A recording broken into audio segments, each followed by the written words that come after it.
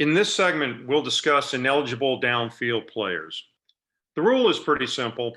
No ineligible A player may go beyond the expanded neutral zone prior to a legal forward pass that crosses the neutral zone being thrown. The key parts of it, the rule, are that there must be a legal forward pass during the play. The pass must cross the neutral zone, meaning just the pass has to go beyond the neutral zone at some point.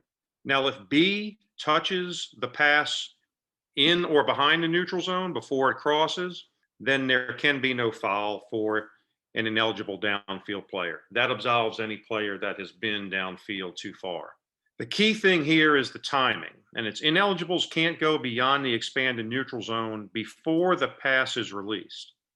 So although the pass does have to cross the neutral zone, and although it has to be a legal forward pass play, the moment in time that's of importance is when the pass is thrown, when the ball leaves the passer's hand.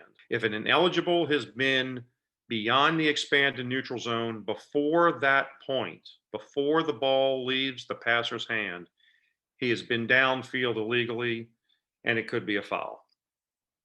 The Mechanics Manual Committee decided to give a little more guidance to the philosophy on how to call this. As any line of scrimmage official knows and any umpire knows, it's not the easiest thing in the world to see when a player has gone past 2 yards when there's no big line on the field to help out with that. And we want to provide guidance so that we can be consistent with our overall goal of calling only clear and obvious fouls. This is a foul if the player's entire body has gone clearly more than 2 yards downfield.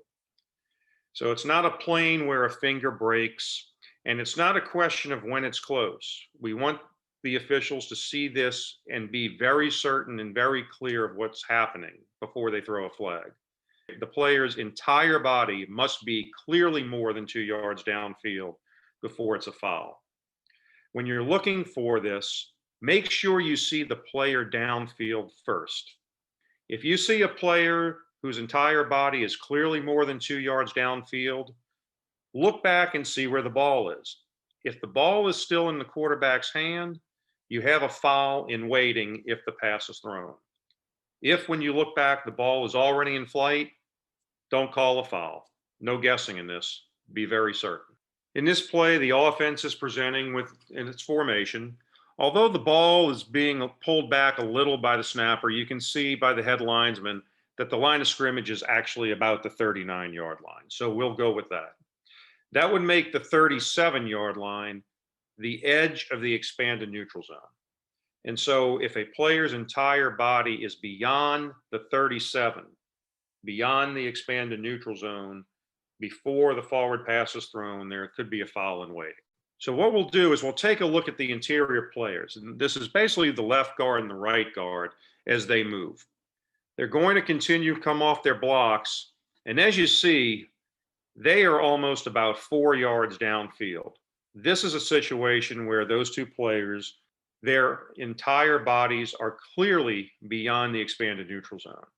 Once you see that, look back to the quarterback and get a peek at the ball. Here you can see that the ball is still in his hand, so you have a foul in waiting. Even if these players were to come back behind the expanded neutral zone or even to the line of scrimmage, at this point the damage is done. They're already downfield. And so even if they come back, if the quarterback throws the ball beyond the line of scrimmage, this would be a foul. And this is what happens here. At this point, this is the moment in time. The pass is being released. So because the two interior linemen were downfield clearly beyond the expanded neutral zone before this point, and the ball crosses the neutral zone, this is a foul for an ineligible downfield player. This is another formation to give us some example on our guideline. We're going to take a look here at the left tackle.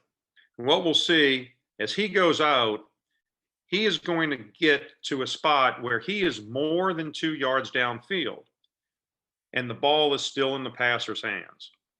But if you take a look at this, the left tackle is just past this mark. He may be about a 1/4 inch or maybe a 1/2 inch beyond the expanded neutral zone, which in this case is the 25-yard line. This is too close to call a foul. This player's entire body is not clearly beyond the expanded neutral zone. We do not want a foul called in this situation because we could never be this consistent calling this. This is not clearly downfield to be certain that a foul is committed, so we should not have a flag on this under our philosophy.